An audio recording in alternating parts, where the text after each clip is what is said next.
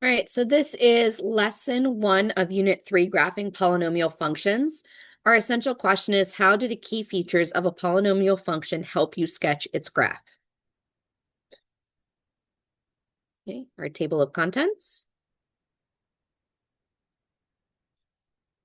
Classify polynomials. Okay.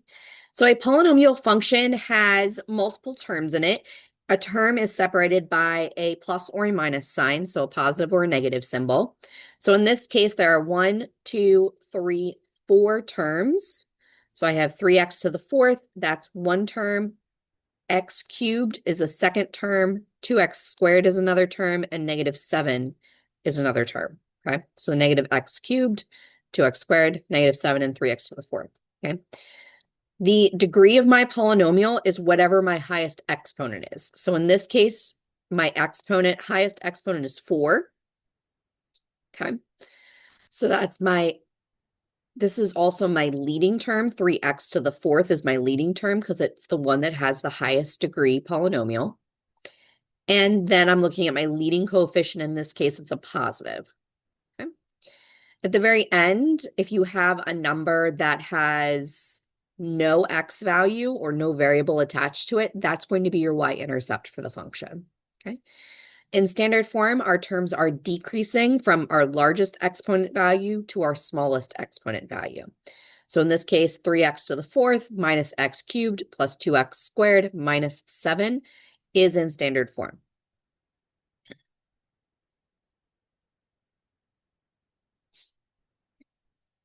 How can we write a polynomial in standard form and use it to identify the leading coefficient, the degree, and the number of terms? So again, I can recall that a polynomial is a monomial or the sum of one or more monomials called terms. The degree of a term with one variable is the exponent of that variable.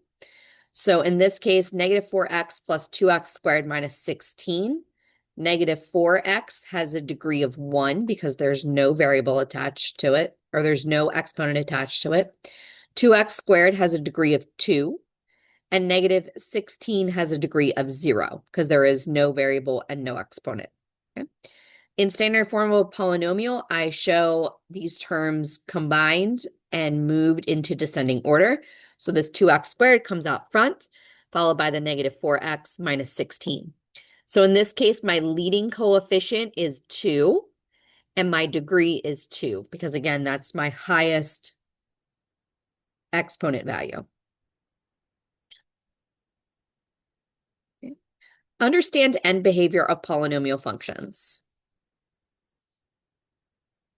Okay. How do the sign of the leading coefficient and the degree of a polynomial affect the end behavior of the graph of a polynomial function? So again, a polynomial function is a function whose rule is a polynomial. So that means it just has more than one term in it. The end behavior of a graph describes what happens to the function values as x approaches positive and negative. Okay. So if I'm looking at this, I can have 4 possible outcomes. Okay. I can have my degree is even. Okay. My leading coefficient's positive. My degree is even. My leading coefficient is negative. My degree is odd, but my leading coefficient is positive, or my degree is odd and my leading coefficient is negative. Okay. So again, I'm looking specifically for the highest value exponent. Okay. So I'm looking at negative 3x plus 2x squared plus 5.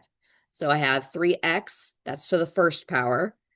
I have x squared, which is to the second power, and I have 5, which has no value.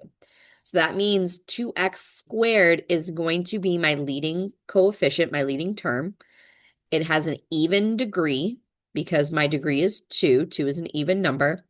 The leading coefficient is positive 2. So leading coefficient's positive, degree is even. It's going to rise on the left and rise on the right. Okay. So usually you'll see this in a quadratic function. So an x squared function like we dealt with the last unit. So you're dealing with either 2 up or 2 down, depending on what you're looking at. Okay. If the degree is even, and it's a negative leading coefficient. So in this case, y equals negative 3x to the 6th plus 3x squared plus 4. 6, again, is my leading coefficient. It is my highest value exponent. My leading coefficient in front of that is negative 3, so it is negative, which means both of my values are going to fall on the left and the right. So basically, when I have a polynomial, it's going to look like an upside down U. Both of my ends are going down towards negative infinity. Okay. If a degree is odd and it's positive, so again, 2x to the 5th, it's an odd degree, it's my highest exponent. 2 is positive, I'm going to fall on the left and rise on the right. Okay. So you'll see this with equations that are just linear equations. So where you'll see that it starts down and it goes up, or like you're driving up a mountain. So it'll look something like that. The end behavior will look like that. Okay. If the degree is odd and the leading coefficient is negative, okay, it'll go the opposite way. So it'll start from the top and go all the way down. Okay. So it'll rise from the left, but it'll fall on the right. So like you're descending a mountain. Graph a polynomial function. Okay. Consider the polynomial function f of x equals negative 2x to the 4th plus 3x squared plus 2. How can you use a table of values to identify key features and sketch a graph of the function? So the first thing I want to do is I want to just pick some values. Okay. Negative 3 to 3 is a pretty standard way to see most polynomials. In some cases, you may have to go further out, but in general, this will work. Okay. So if I substitute negative 3 in to x, I do negative 3 to the 4th times negative 2 plus 3 times negative 3 squared plus 2 is going to get me negative 133. If I substitute negative 2 in, I'm going to get negative 18. If I substitute negative 1 in, I'm going to get positive 3. Okay, so I notice from negative 3 to negative 1, I'm increasing in value. Now, when I substitute 0 in, I get positive 2. Well, 3 to 2 is decreasing. So I turned at some point and I'm decreasing from 3 to 2. From negative 1 to 0, I'm decreasing. Okay. Then I look again, I put 1 in, I get 3. So I'm increasing from x equals 0 to x equals 1. And then I'm decreasing again when I have values of 2 or 3 in my polynomial. I get negative 18 and negative 133. So again, I'm decreasing. My numbers are getting larger and larger to negatives. Okay. So I make a table of values. Points where the function values change from increasing to decreasing or vice versa are called turning points. Okay, so at those points or somewhere close to them, that is where the function is going from increasing to decreasing or decreasing to increasing, depending on which way we're going. Okay, so the function has approximate turning points where the value of x is between negative 1 and 0, 0 and 1, and 1 and 2. Okay, so negative 1 to 0. Again, that was the increase to the decrease to the increase from negative 1, from 0 to 1. And then 1 to 2, there was another decrease. Okay. So this is a polynomial function with an even degree, right? Because x to the 4th is even.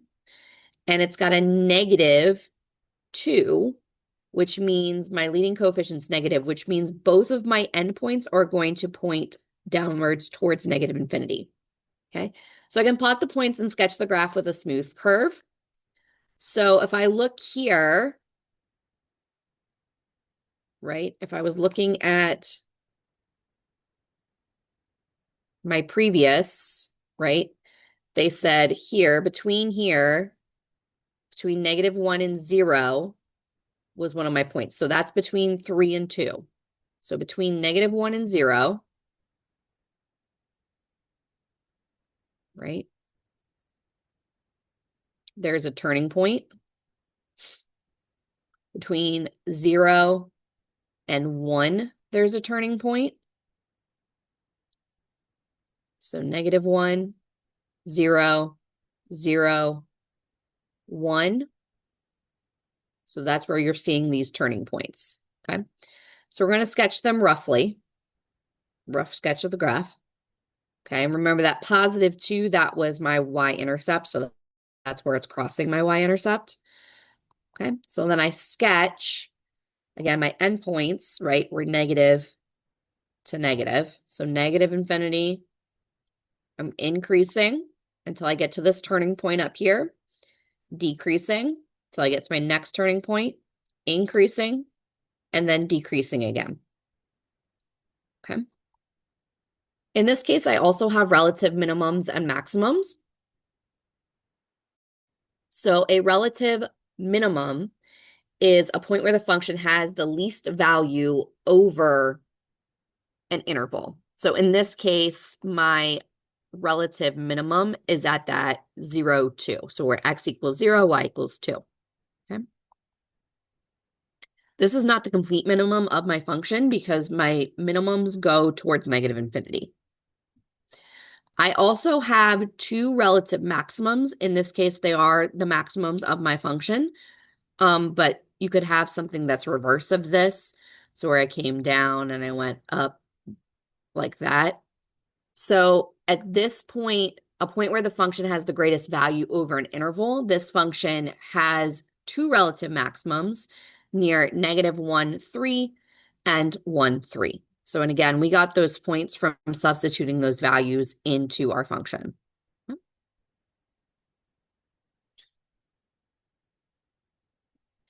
Consider the polynomial function f of x equals -2x to the fourth plus 3x squared plus 2. Okay, so that's the same function we just graphed. How can you use the graph to estimate the average rate of change over the interval from 0 to 2? Okay, so all I'm going to do is substitute the value for 0 in for x and the value of 2 in for x. Okay, so 0, right? If I substitute 0 in, I get 2. And if I substitute 2 in, I get -18. Right? Okay. Then I can use my average rate of change formula, f of b minus f of a divided by b minus a. Well, my f of 2 minus my f of 0 divided by 2 minus 0. So I get -18 minus 2, which gives me -20 over 2, which gives me a -10.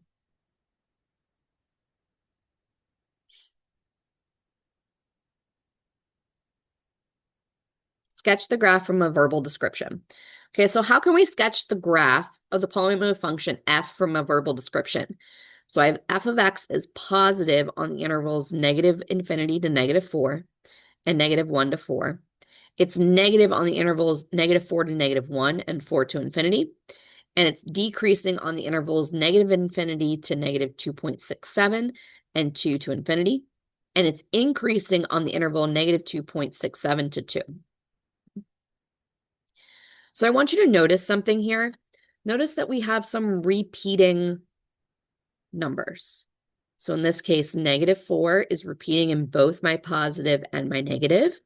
My -1 is repeating in both my positive and my negative. And my +4 is repeating in both my positive and my negative. Okay. The -2.67's repeating in decreasing and increasing, and the 2's repeating in decreasing and increasing. Okay. So this, you can identify your turning points as well as the zeros for your function. Okay. In this case, the zeros of my function are -4, -1, and 4. Those are the places that it crosses the x-axis. Okay. I have turning points at -2.67 and 2. Okay. So you can identify or estimate their x-intercepts. So again, those are your zeros. I identify my turning points, so where it changes direction. Okay, so there is a relative minimum at x equals -2.67 and a relative maximum at x equals 2. Okay. Then I'm going to evaluate my end behavior. Okay, so in this case, what I'm looking at, it's positive, which means it's above the x-axis from negative infinity until it reaches a point. So it's decreasing from negative infinity to negative 2.7. So it's going down this way. And then it's negative, so it's decreasing again from 2 to infinity. Using that information, I can then sketch my graph. So I'm going to start with my zeros. Okay, so -4 and -1 and 4. And then I'm going to graph the end behavior at the furthest points on the left and right. Okay, so on the left, the far left, it was going towards positive infinity. On the far right, it's going towards negative infinity. Okay. Then I can also sketch the intervals where the turning points are. So I can substitute -2.67 and find a rough idea of where it's going to be. Since I know that's a minimum and I know I have a maximum. Okay. So they're going to be roughly somewhere between those two endpoints. Okay. So I graph the points that are the minimum and the maximum. So -2.67 is right around here. Okay. And then +2 is right around here. So again, I have my zeros at -4, -1, and 4. I have my end behavior. And then I just connect the dots. Okay. And it does match because I'm looking at positive. So the interval is positive from negative infinity to -4, positive from -1 until we get to 4, negative from -4 to -1, and then negative from 4 to infinity. Okay. It's also increasing and decreasing. So it's decreasing. I'm decreasing until I'm getting to this turning point of -2.67. I'm decreasing from 2 towards infinity, and I'm increasing from -2.67 to 2. Again, those turning points. Okay. Interpret a polynomial model. In science class, Ariel mixes a fixed amount of baking soda with different amounts of vinegar in a bottle capped by a balloon. She records the amount of time it takes the gases produced by the reaction to inflate the balloon. From her data, Ariel created a function to model the situation. For x quarter cups of vinegar, it takes T of x equals -0.12 x cubed plus x squared minus 3.38 x plus 13.6. How long will it take to inflate the balloon with 5 quarter cups of vinegar? Okay. So you can sit here and try to sketch this out by hand. You're more than welcome to do that. You substitute values in, plug in the points, sketch the graph. Okay. Or you can just use technology like Desmos. Okay. So I'm just going to substitute this graph or this equation into Desmos, and I'm going to get this curve. Okay. The y-intercept is at 13.6. Again, we know that from the very ending of this equation because there's no variable attached to this, the 13.6. It is going to be my y-intercept. Okay.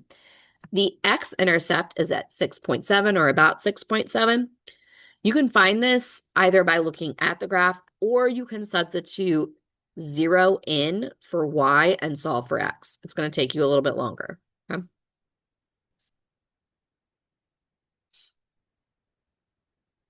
So, and I wanted to know when x equals 5 because she's talking about 5 quarter cups.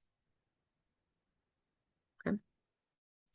So when x equals 5, the value of the function is about 6.7. Okay, this means that if Abby uses 5 quarter cups of vinegar, the balloon will inflate in approximately 6.7 seconds. The other thing that we want to think about is, do the x and y values intercepts make sense in this context?